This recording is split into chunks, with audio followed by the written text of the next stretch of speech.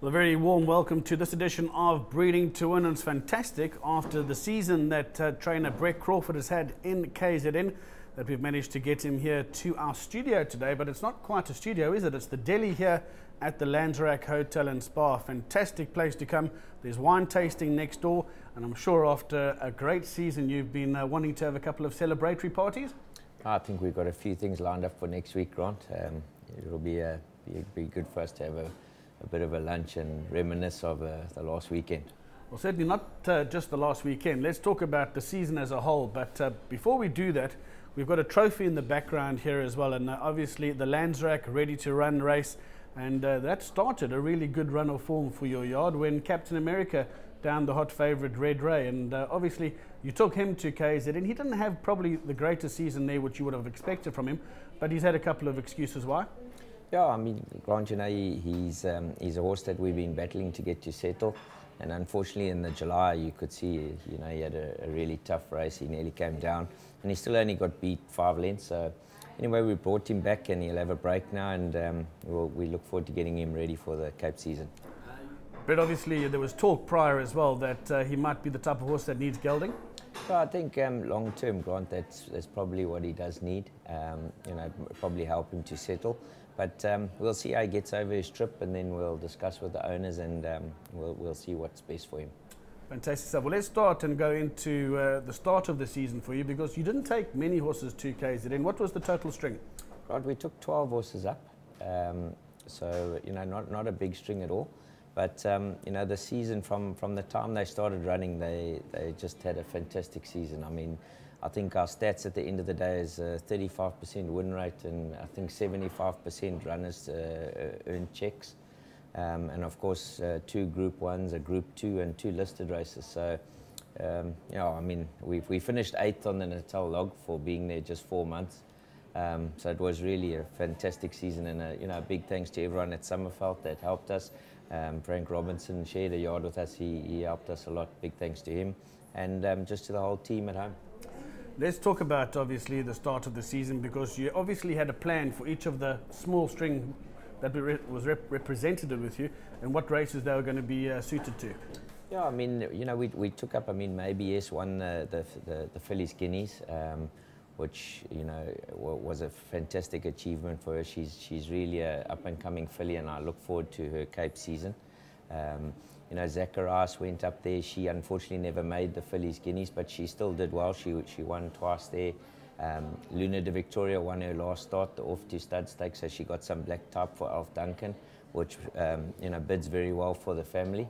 And Dancing Dynasty also winning the Scarlet Lady, a listed race, black type for her. And then obviously, you know, Futura, I thought ran a great race in the July. He was just a bit undone by the pace. But he came out and proved his critics the following, you know, 3 weeks later in the Champions Cup. And for us, a very special race to win it back to back. You know, Jackson was a special horse to the yard, and obviously Futura now, you know, hopefully can follow in his footsteps. Okay, I'm going to ask you a question now, Brett, which is probably not going to be very easy for you to answer, because Jackson at the same stage as Futura, they're both obviously by Dynasty. You both horses you actually spotted at an early stage that they were going to be group performers. What is the difference with them at this stage of their career? Can you now say that one might be better than the other or not? Oh, you know, Grant, they were 2 very different horses. I mean, if you take, you know, Jackson, by the time he got to Durban as a 3-year-old, he had already won the Derby. When Futura arrived in Durban in April, he was off a rating of 76. So it just shows that he was just a very immature horse. He's now blossomed, and I really felt that he had only fully matured towards the end of July. And I thought he had improved from the July into the Champions Cup. And, you know, the way he won, you know, I thought he won with a lot of ease.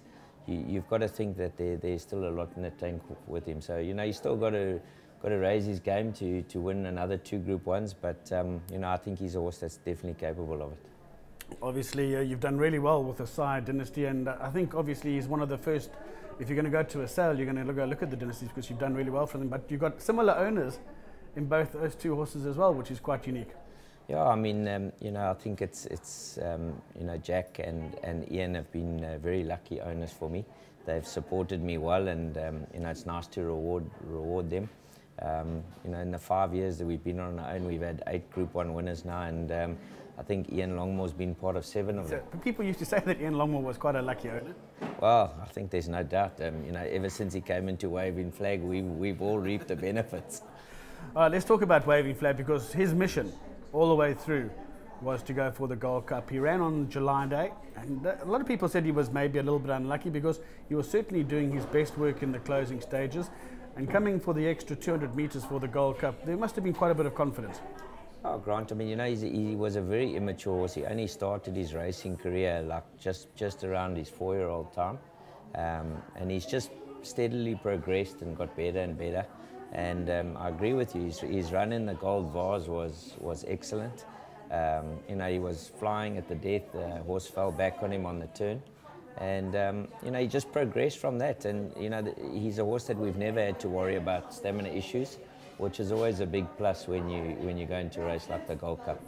Well, Brett, obviously a fantastic season that you had, and you must be looking forward to the Cape season coming up as well. But before then, obviously, there's the Lanzarote Ready to Run sale, as well as the Ready to Run race, which you obviously had great success in last year. And a lot of the horses that get prepared for the Ready to Run are prepared by Balmoral. Have you been up to that farm in Moy River? Have you been up to Nicola's place? Yes, during my stay in Durban, I went up and had a look, and you know, they got a fantastic setup there.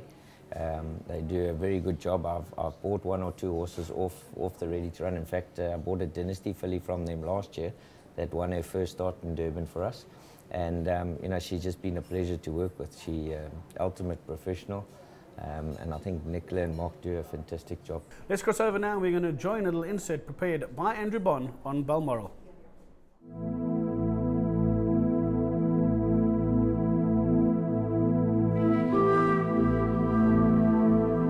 It's 2 degrees in Moy River.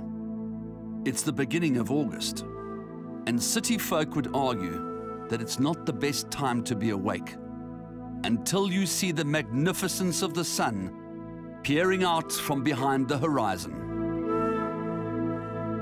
This is Balmoral Stud, the property and enterprise of Mark and Nicola Coppes. And the buck stops there. The staff are also committed to excellence, and that is Balmoral's goal.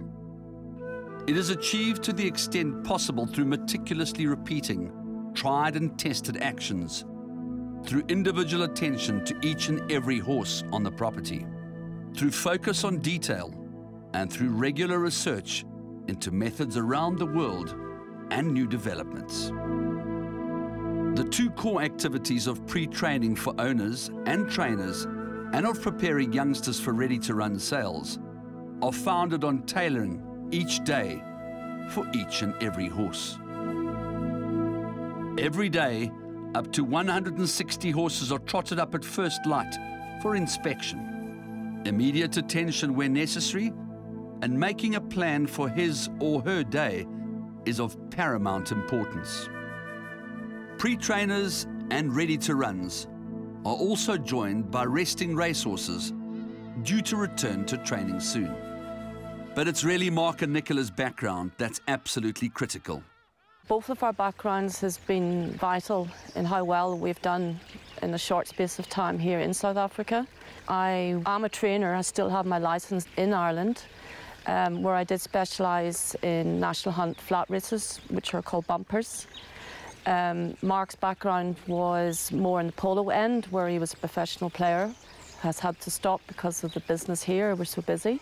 I think the Irish element is very important. We've brought Ireland into South Africa with our techniques of schooling and starting yearlings and 2-year-olds. In South Africa, they talk about the legacy of Sid Laird, Sid Garrett, trainers that you've probably heard of. Yes. There's nothing quite as global as the reputation that precedes Vincent O'Brien, and you've had some experience with Mr. O'Brien. I was very lucky, very fortunate. My father got me placed at the age of 14 with Vincent to learn to work ride. I repeatedly went back for 3 years in school holidays, and then I was very lucky to have spent a couple of years with him working by his side. I learned a lot from Mr. O'Brien. I call him the master. He really was a legend. They say that a horse is a horse is a horse. It doesn't matter what particular skill that horse has. He needs love, he needs nurturing, he needs grounding. That's really what this whole establishment's all about. That's correct. And it doesn't matter what equine background you come from, as long as it's been a professional background, i.e. Attention to detail, dedication, and I believe that's what we have here. I also was a 3-day eventer for Ireland and the UK for 16 years, going to 2 Olympics. So I think all of those backgrounds put together as one, we're producing a brand name, Balmoral as a brand name. We're looking for repeat business, which we have been getting in the past 5 years. And we have a lot of loyal clients and they know who they are. We actually are in effect producing 2-year-olds in training because, as you know, we're specialising in the breeze-up preparation. We're actually taking 2 drafts, one to the CTS breeze-up and one to the TBA breeze-up. The CTS breeze-up sales is young. This is now its 3rd year. We've been there from the 1st year, and each year we've increased our draft. This year we're taking probably about 30 horses, but we're taking double to the TBA. But that might change, it depends. It's more of a pilot scheme. We're the only breeze-up specialists that are going down to the CTS, and the same in the last 2 years. Well, they say that the price of survival is change. Yes. People hate change, but sometimes it's critical to survival. And I think that this particular statement in your brochure, your beautifully put together brochure, and something that you've promoted right from the beginning, that we are what we repeatedly do. Excellence, therefore, is not an act, but a habit. It's something that you can't practice if you don't believe in it, but it's clearly evident you and Mark are dyed-in-the-wool horse lovers, passionate horse people, and therefore it must come a lot easier than having to try and practice something like that. It's in our everyday thoughts and in our future plans. We aim to make Balmoral #1 in the Southern Hemisphere, not just South Africa. We believe in excellence. We believe that if you're going to do something, you do it to your best ability, and that's on a daily basis. Your job is to try and produce those horses that are going to give a trainer or a prospective owner at the top end of the market a good innings with that horse, and that he's not just going to have a one-season wonder that gives him a short, quick fix. Is that more or less on the money? That's correct. Each year we've been speculate buying, which I think people are more familiar with calling it pinhooking. Yes, I think it's very refreshing that you've actually touched on that, because a lot of people, they know more or less what pinhooking is, but I think now that we're on that subject, explain to the uninitiated who might catch this interview exactly how it works. We will go to every sale in South Africa, most of the sales in Australia. We've started to go to some in the UK and Ireland, and what we're trying to do is to buy a yearling that we can produce at a later stage, i.e. as a breeze-up horse that can increase in value. So it's really speculating. And you have to have a cut-off level. You don't overpay for the individual, or you're not going to make money for your client or for Balmoral itself. We're very fortunate in that we have a lot of overseas investors in Balmoral, in that we will buy on their behalf horses at the yearling sales, whether it be here or in Australia. We very much go on conformation, because if you buy a horse that has a conformational defect, that's going to make our job much more difficult in prepping him, and it will make the trainer's job much more difficult when he's training the horse. There are exceptions to the rules, of course. There are horses with very skew legs. JJ the jet plane. plane. The jet plane, where he's now retired here, of course. But he was one of the few. The majority, you have to go with good conformation.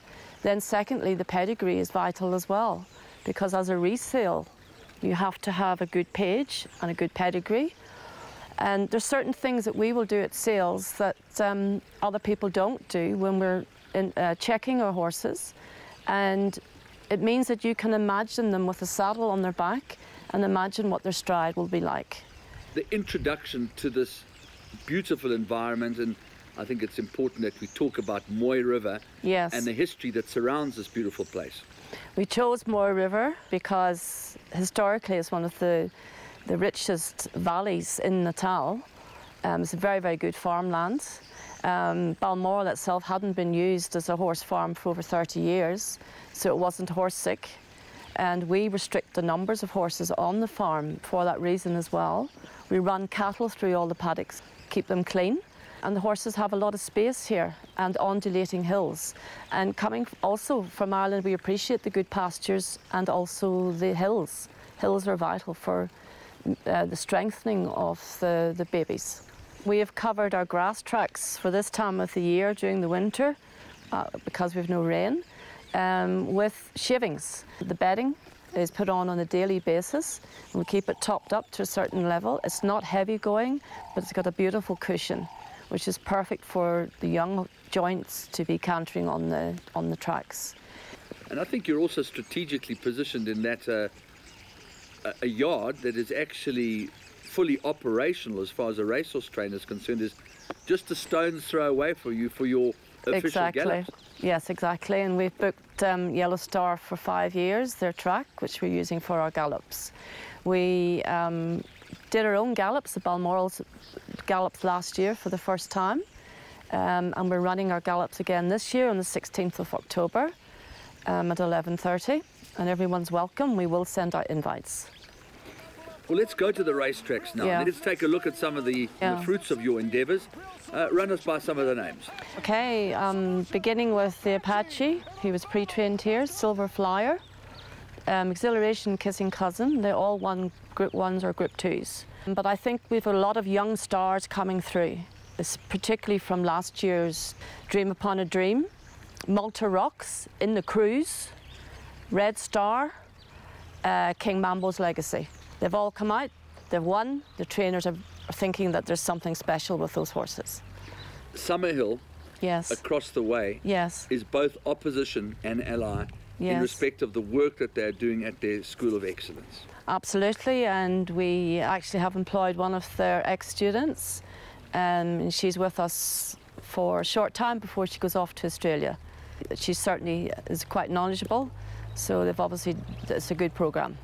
And of course, just like the Cape Thoroughbred sales has elevated the inclination of the TBA to lift their game, it must be daunting and yet very challenging to have a man that practices the kind of excellence that Mickey is so famous for. I think we both have a mutual respect for each other.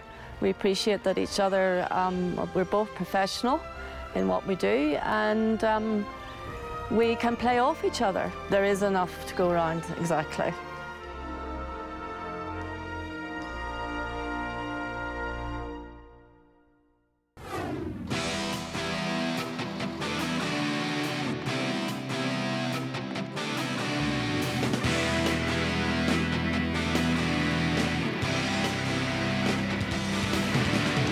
New Turf Carriers is a family-run business owned by Mark and Dorrie Sham and their 3 sons, Michael, Matthew and Marcus. New Turf Carriers has been in long-distance transport since 1995 and pride themselves in excellent service, punctuality and loyalty to their clients. Every single stud farm and every single sale to every single racecourse, New Turf Carriers pride themselves in delivering your horse safely. The welfare of your horse is paramount, and it is to this end that we have our own midway stop between Johannesburg and Cape Town. This is situated at Colesberg, where we have a stabling facility for 60 horses, so that the horses on long trips can get off and have a rest during their journey. The bottom line is, New Turf Carriers take your horse from door to door with pride, passion and punctuality.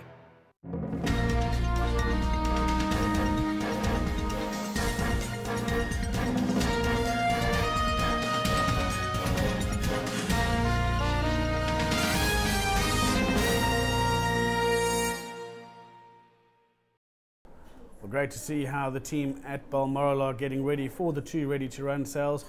Brett, obviously one of your patrons is also Elf Duncan. Elf was an auctioneer at the recent TBA Mare sale as well, and is also one of your patrons that you scored a bit of group success, listed success with. That's right.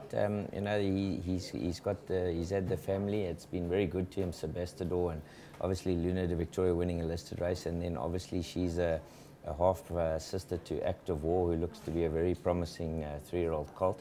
So, you know, Alf was over the moon that she in some black type for him and get her back to the paddocks. I'm sure she'll be worth a bit.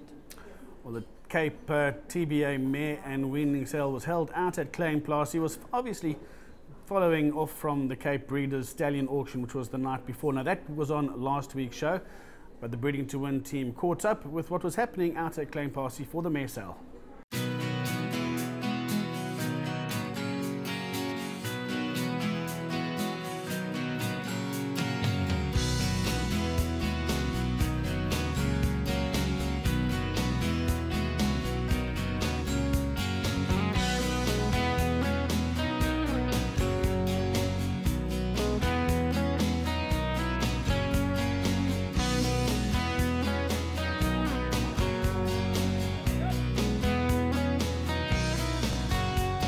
Hawkins, your thoughts on the sale in general, firstly?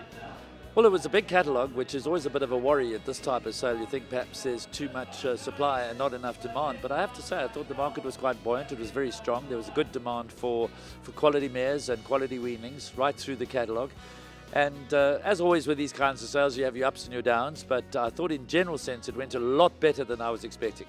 I think the good mares are going money, and you know everything. If you've got a good mare in foal to a nice stallion, you get good money, and obviously the lesser mares don't get the money. You know, we bought a very expensive mare in foal to grazing for 250,000 rand, Mike and myself, and some lesser mares that we take chances with. You know, so yeah, we're very happy.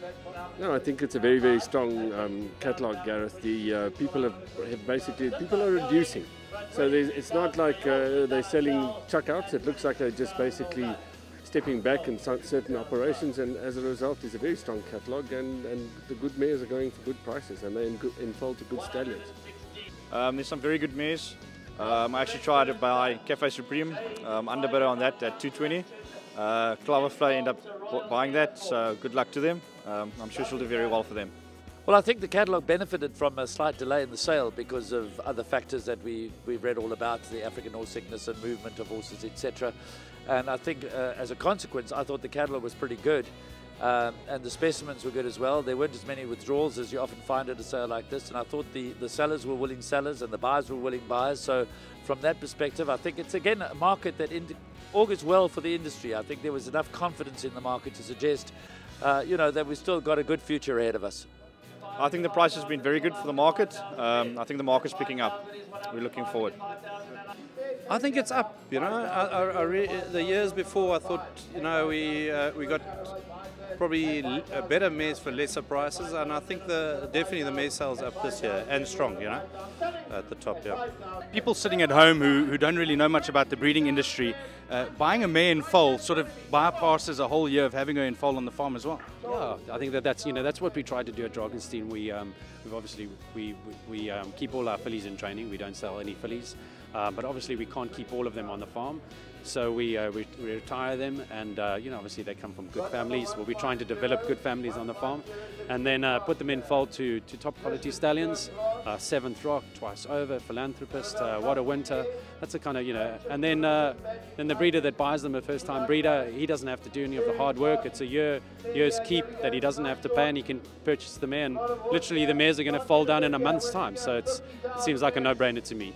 Yeah, what's interesting, you're always seeing breeders selling and buying. Spoke to one of the breeders who brought 13 to sell and actually went home with 13, so in a sort of a square situation. But of course, it's all about ensuring that you've also got diversification on your farm. You know, lots of farms, they tend to concentrate on certain families, so they sell off and they buy others just to make sure that they're in the game, that they're not stuck with one family only. So for a lot of breeders, it's not quite a swap shop, but you're selling and buying, and I think that's what you've got to be doing all the time. You've got to be selling, you've got to be buying, you've got to be trading in this game. And yeah, if you're sitting at home and wondering about why you would buy a mare in foal, as you say, it does cut a lot of the work out. You know, the mating's been done for you, and if you like the mating, then you've got the mare in foal. A lot of keepers gone into that situation, and a lot of expenses gone into that situation. And I thought the mares were pretty well turned out. and the weaning market was very competitive. Weren't as many weanings as perhaps it might have been. There were certainly more mares than there were weanings, but I think it was a good quality catalogue, and I think the demand was there. Getting back to the sale, let's talk about what you guys have purchased. An exciting horse, Lot 25, Summer Rose, incredible pedigree, very well known to South Africa, being out of Mare Plum. Yeah, we're very, very, very happy to have her. This is one of the references I made to people just reducing because they have to. She's by Fort Wood. Actually by Al Mufti out of a Fort Wood mare, which is exactly what Mumbo in Seattle wants. That is the perfect mating for Mumbo in Seattle. So she was purchased with him in mind. At 20,000, make it 22. Round it up. 22, I'm looking for. At 22, but now 25. 25. Last question. Alf Duncan making his debut at a horse auction. How did he do? Yeah, he did okay. You know, Alf has obviously been an auctioneer for a very, very long time. He just hasn't sort of focused on thoroughbreds, and unfortunately Andrew Miller couldn't make the sale, and with 229 lots in the catalogue it would have been a bit much to try and tackle it on one's own. So it was great to have Alfie with us. Obviously a completely different style because he's used to selling equipment and other stuff. But he does know horses. The one thing about Alfie, he comes from a racing family. His father steeped in racing. Those colours are famous. I grew up in those colours when I used to go to Kenilworth as a youngster. That was his father, trained by Billy Prestige, believe it or not. Horses like Foreign Agent, etc. So he knows about the racing game. He owns mares himself, although he tells me he's cut down a bit. But I think he might have caught the bug here again. I think he might well come back into the game and start breeding. I know he's cut down his mare population. So it was great fun to work with Alfie. And yeah, I'm sure there'll be another time in the future. One of the Stallion profiles for tonight's show is going to be Twice Over. Twice Over is managed by John Freeman, and obviously we've mentioned him in your discussions already, Brett, because he's one of your key owners in terms of having a couple of really good horses with you, and he looks after Jack Mitchell's interests too. That's right. You know, he runs a lot of the country's top stallions. He's obviously taken over Jackson, which is quite a proud moment for us as a yard to send a horse back to stud. So yeah, I'm very, very interested to see how both these new young guns get off the blocks in South Africa. Twice Over is the horse that we're going to be featuring now. Now, I know you follow racing internationally as well, and you know what a superb racehorse he was. And obviously a lot of people said that he used to work alongside Frankel, and he's from the same yard as Frankel. But to have a racehorse that's accomplished so much in the UK here in South Africa must be a decent benefit for South African breeding. Grant, I think, you know, I saw him last year at Crawford Stallion Day, and I was actually very impressed by the horse. You know, I thought he's a very scopy horse, a lot about him. And like you say, you know, I think, if I'm not mistaken, I think he's one of our first English stallions that's come over here. And, you know, I think he's got a real chance. I was impressed by him. Well, he came over fresh as well because he hadn't been standing anywhere. He's come straight off the racetrack. And here's the portfolio put together by John Freeman. South Africa is extremely fortunate that Prince Khaled Abdullah, the world's most successful breeder, was blessed with England's 2 best sires and 3 champion racehorses in the year that he retires the world's best racehorse, Frankel, to stud. Faced with this surfeit of success, what do you do with Frankel's champion stablemate, Twice Over?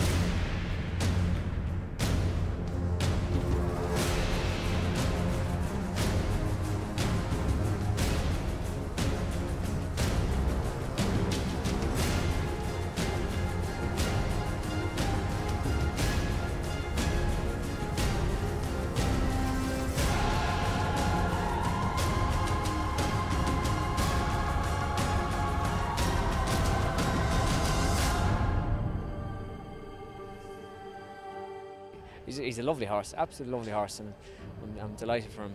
I'm delighted that he's got a good job. The signs were there from an early stage, I can tell you, and he was an ultra consistent racehorse. He was of the highest class.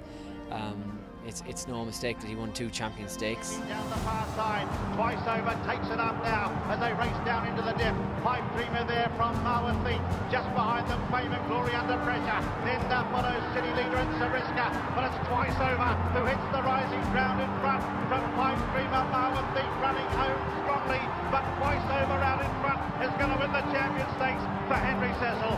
In second place on the near side, Mare.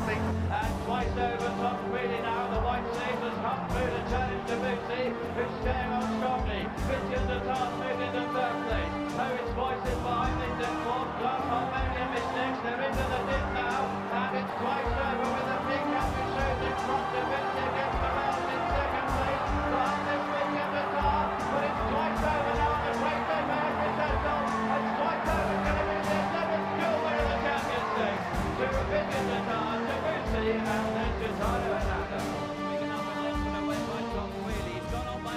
was very good when he won the Eclipse.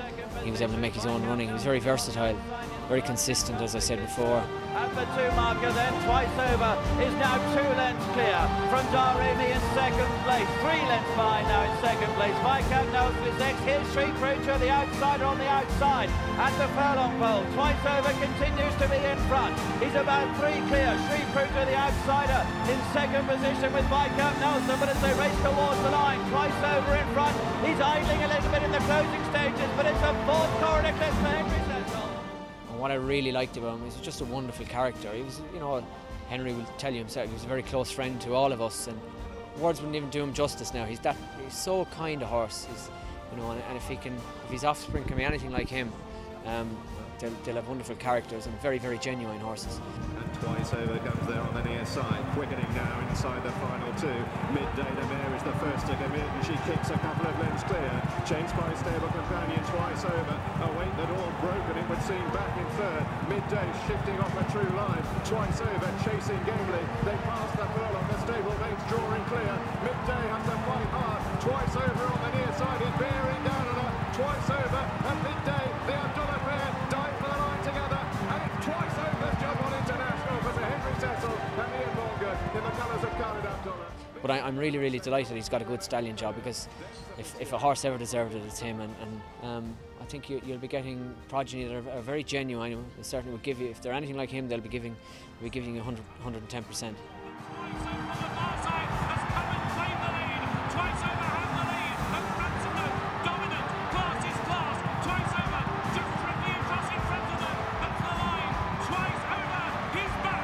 In any other year, he would have retired to Juddmonte. But Frankel, of course, made this anything but any other year. It is South Africa's good fortune to have secured the horse that Lord Grimthorpe and Sir Henry Cecil described as the most thoroughly reliable and trustworthy racehorse, both on the track and in character.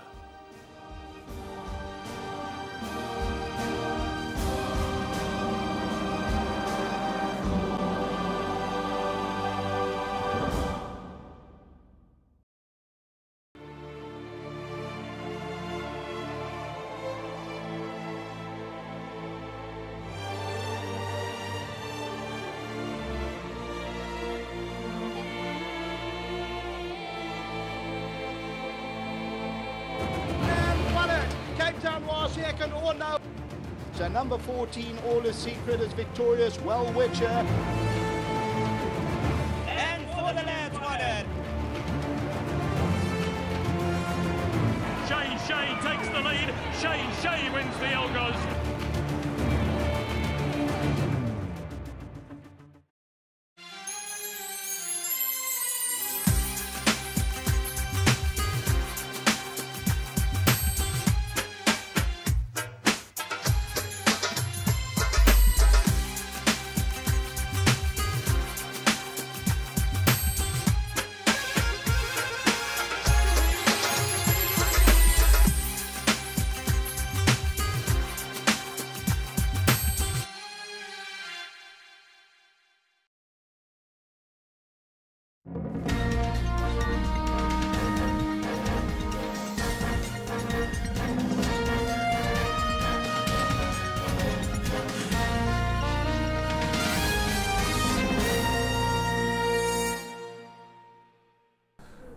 Well, busy time in KZN. Obviously, it was the Gold Cup weekend, but also just after that is the Bush Hill Stallion Day. Well, we managed to catch up and go out to Bush Hill and enjoy the festivities that Warwick and Carr and Renda had on offer. Let's just quickly chat to Brett, because there's another son of Dynasty now standing out at Bush Hill, and that's Irish Flame. Now, he was a very useful Group 1 win in his own right.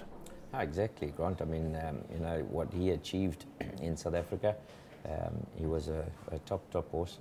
And, you know, the way Dynasty's going at the moment, you know, I think any son of Dynasty's got a chance at stud. That's for sure.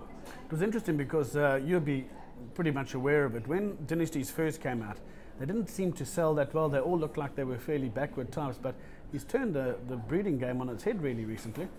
Oh, Grant, I mean, you know, he's just he was a phenomenal racehorse, and you know, I think he's proving that he's a phenomenal sire, and definitely bloodstock that as any trainer would love to have in their yard.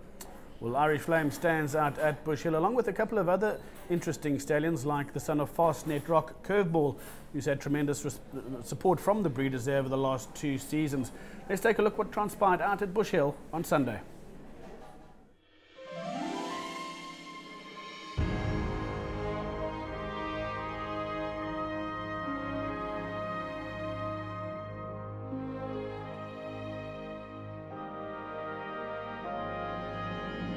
A very warm welcome to all of you, and thank you so much for giving up your Sunday to join us here today.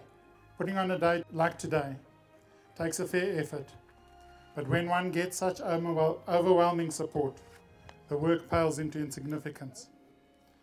It has always been our firm belief that the only way forward for us all in this breeding and racing fraternity is if we can work together and support each other.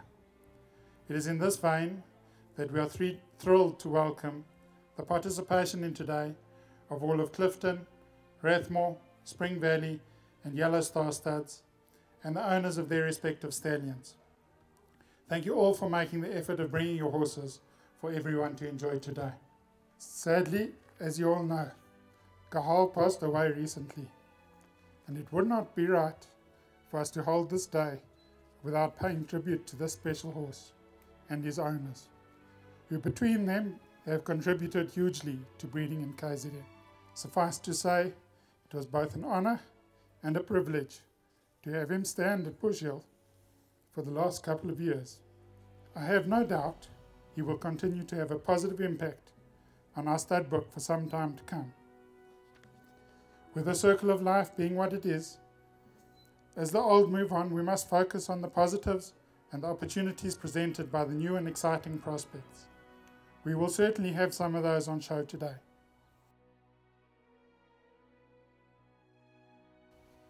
The Sire stands at 16 hands, and as you can see, has a great temperament. A syndicate has been formed, and 15 shares are being offered and on the market. He has been well received with only 8 shares still available and 30 mares booked already. With a service fee of only 5,000 Rand live foal, we think it is unbelievable value for money.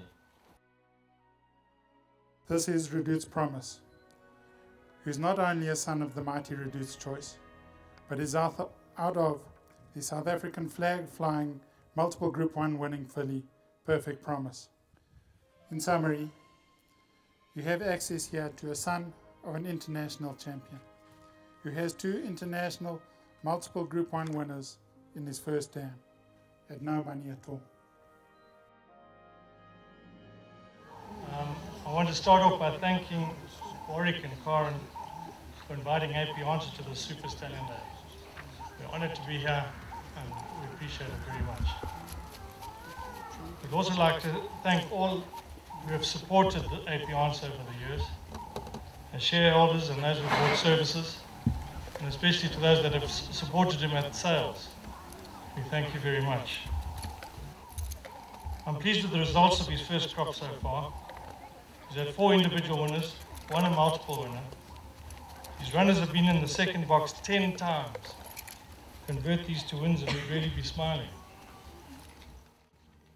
I thought Peter Blythe would touch on AP Indy. This just as well as obviously by AP Indy, world leading sire.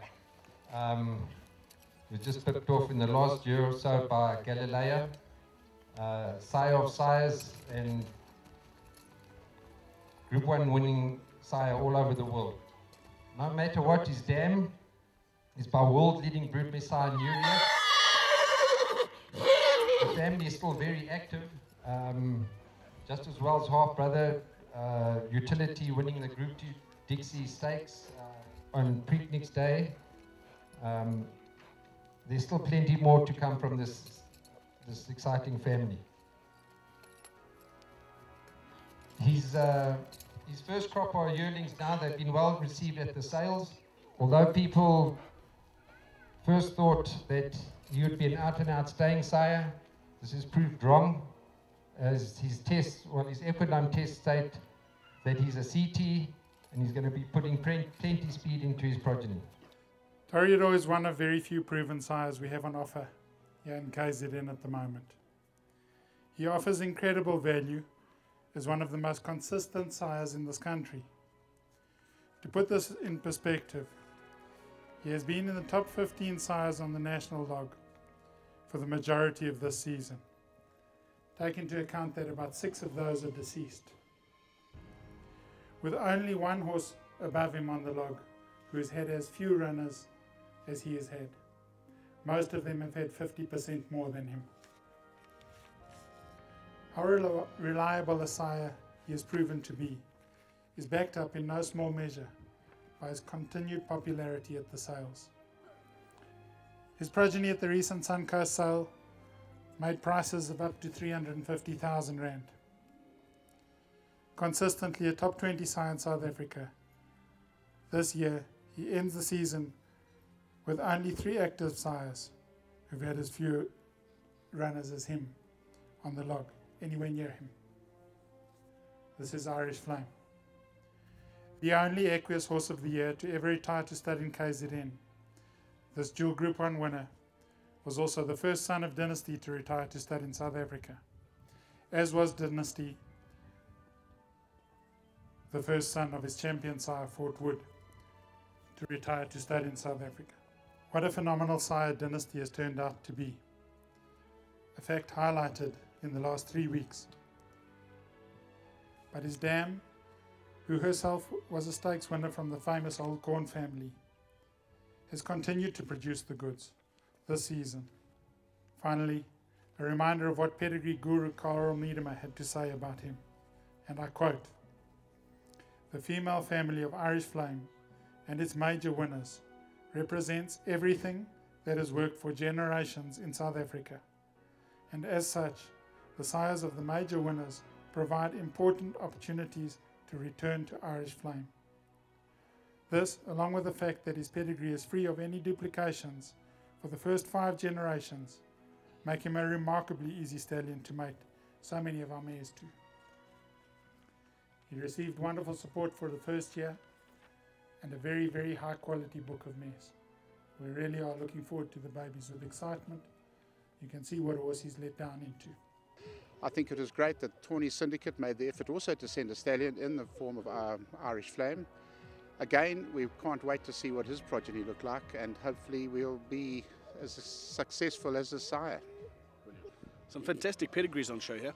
Oh, unbelievable, Grant. It really is. We're very privileged, and I think the most important thing is that you guys at Crawford have made an effort to send us horse like the son of Fastnet Rockton Curveball. His progeny looked very good, and with the stallion sire firing as well as he has, gives us an ample chance to sort of succeed ourselves, and I think that's really what we're trying to achieve. King's Chapel was New Zealand's Horse of the Year at the end of his 3-year-old career, when he also took the titles of Champion 3-year-old and Champion Sprinter Miler. A winner of 3 Group 1s over 1200, 1400 and 1600 meters. He has, understandably, enjoyed fantastic support each season at stud here in South Africa, from a wide range of breeders, and all have come back each season on the strength of the progeny they have had. His results on the international stage have continued to roll in, with him recording just recently the rare feat of 3 winners and a second in 3 different countries in one weekend.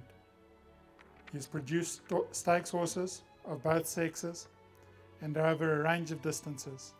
This year, we saw his first local progeny at the yearling sales, where we were thrilled to see how many highly regarded trainers saw the same merits in this horse's progeny as we have. His top price was 350,000 Rand for a smart colt bought by Sean Terry. We believe there are indeed exciting times ahead for this horse, and all those who have seen fit to buy shares and support him. We thank you all. Mike Rathmore Stud, you've got yourself a new sire called Noble Tune. He wasn't available to be shown today, but tell us a little bit about him. Well, we're very excited, Grant. He's by Unbridled Song out of a mare called Serena's Cat, so it's a magnificent pedigree. We have no unbridled songs in South Africa, so it's an exciting challenge. He's young, In January he turned 4, so he's still a young colt. Unfortunately arrived with a bit of travel sickness, but he's going to grow into a beautiful stallion, and we're extremely excited, and only time will tell. But he joins a queue of magnificent new stallions to this province, and let's hope we get lucky and a couple of them fire and Natal's back on the map in no time. Tell us quickly about his size and his conformation. His conformation to me is just about perfect. I'm very pleased with him. His size, he's measured at 16 hands. I put a stick on him when he got in, and we got him at 15.5. So, but his overseas measurement by the veterinarian there was 16 hands. Gives you a good idea. On the top of your head, have you looked at possible matings and what type of mare should suit him? Yeah, we have. We've bought accordingly. Westman Lion's very good with him. But I'm a person who believes a lot of it goes into conformation of your mares and getting the right balance and right conformation and distances as well. Outcrosses have worked, as we all know. So I'm very open on what goes to a horse, and I don't believe any one of us are in a position to say what's what.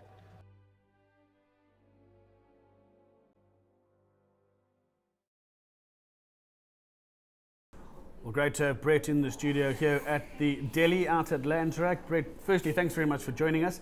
Going forward now, is it a relatively quiet period for you?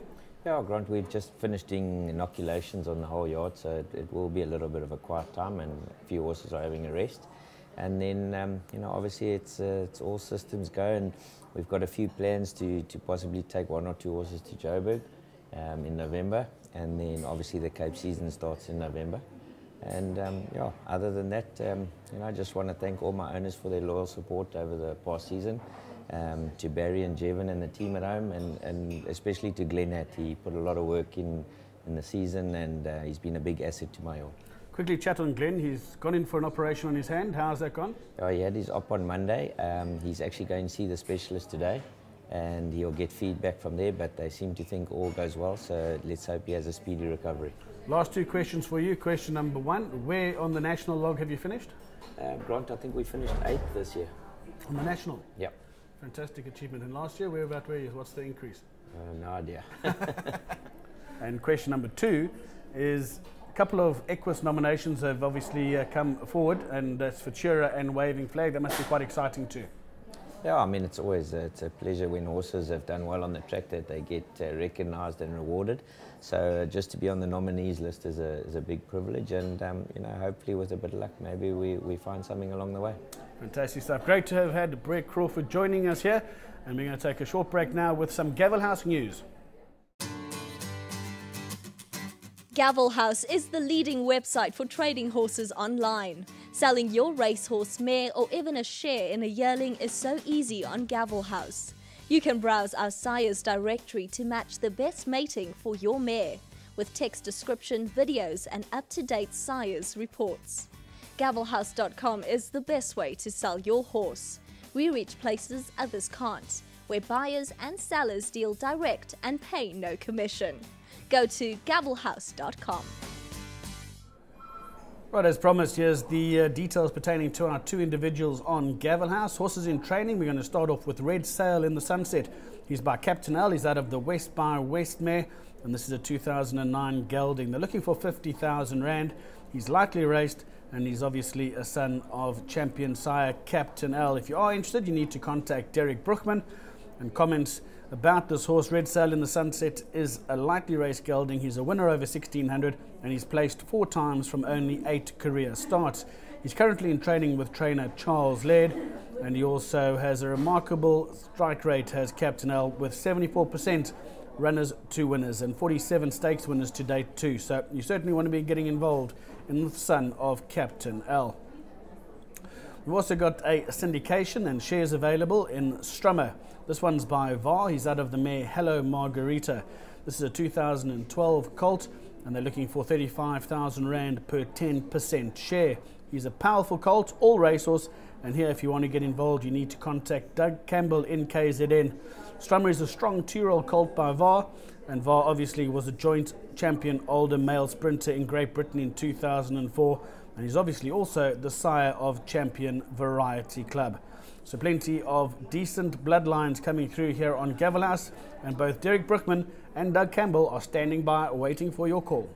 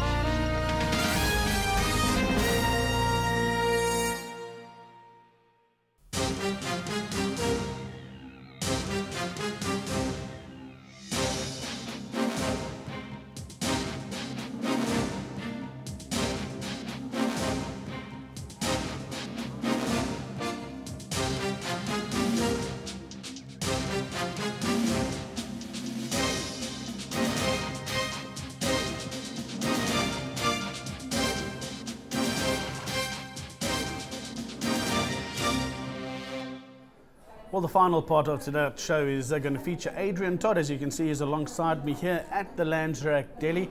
And obviously things going pretty smoothly going forward for Landsrack, and they're ready to run? Oh, very much so, Grant. You know, it's the second year that we've had Landsrack on board as a sponsor.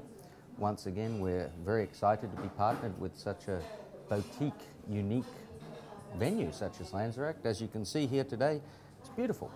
Certainly, Brett Crawford managed to tuck into the platter on hand, because that corner where you're sitting is a lot emptier than my corner, just so everyone can see that, and I haven't turned the platter around. But let's just chat about the Landsrack race day, because the sale entries are in and you must be quite happy with what you've had entered. No, we're very happy, Grant. You know, it looks like it's going to be an extremely strong catalogue again. And onwards and upwards, we're always trying to achieve new heights, and the partnership with Landsrack just epitomises that. The unique thing going forward now, Adrian, as well, last year when you announced the $1 million race, entries were already in for both sales. This year, obviously, people are aware that there's a $1 million race up for grabs by coming through and selling on either your Premier sale at the CTRCC or at your March sale. Now, going forward, that obviously adds benefits because you guarantee payments as well, and also there's not much travel required. No, that's true, Grant. You know, from a CTS perspective, we always started out wanting to see what we could do to help the industry, to put something back into it. And the guaranteed payments is a big part of that. Entries, the forms are about to go out for both the Premier sale and the March yearling sale, and we expect a really good response.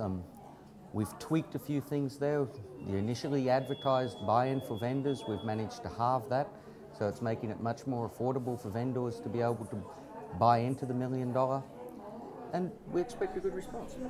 In terms of the $1 million itself, obviously that's a massive initiative, and there's going to be a lot of plans to make that a real spectacular race day, isn't it? Oh, definitely, Grant. Without a doubt, it is by a long way now the richest race in the continent, and we're going to make it something very special. The plans are already well underway to ensure that that does happen, and it's just going to bring back such a vibe and such an interest in racing. I don't think that there's anybody in South Africa, whether they're interested in racing or not, who can't start to show some interest in $1 million. Well, one thing that we do know, around sales time, guys like Vian Smith and Kuder and a lot of other yards as well formed syndicates to actually get in and try get as many opportunities as possible to try get a runner in that race. And you've got to think that the same will be had this year.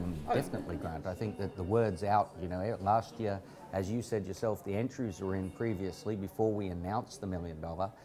The buyers, of course, knew all about it. This year, everybody knows going into it. The vendors know they're going to be putting horses forward, trying to capitalise on that $1 million incentive, and the buyers are going to be there again. I expect to see a lot more syndications go forward. Let's talk about the Cape Premier sale, the one that was held in the centre of town. Last year's numbers were, if I remember rightly, just over the 210 mark, around there, is that right? Right around there, Grant. You know, the first year was, I think, 350 odd horses that we had. You know, what is your ideal number? What would you like? What would your ideal number for that sale is right around the 200 to 220 mark. It's an early sale. It needs the right kind of a horse. We're spending a lot of time working with our vendors now to assist them in selecting that perfect, precocious, fast-developing forward horse to put on that sale. I believe that there's also a couple of initiatives that are trying to attract some of the KZN guys to come down. Yes, you know, we don't want to exclude the KZN vendors. I've spent some time up there recently chatting with them, and we expect that we'll have some participation from KZN. The right type of horse, no matter where it's bred in this country, will do well on that sale. Now, take your CTS hat off, put your waving flag hat on. What was it like for you to have your first Group 1 winner? Not just my first Group 1 winner, Grant, my first Group 1 runner. So that's an amazing feeling. You know, it truly is an amazing feeling. Fantastic day out at Greyville for the connections of all those group races, and we certainly enjoyed being part of it. But that's a wrap for our show here. Adrian, thanks for coming and updating us. Thank you, Grant. And we certainly look forward to things going ahead with Landsrack, and also obviously the big sales coming up in January and March.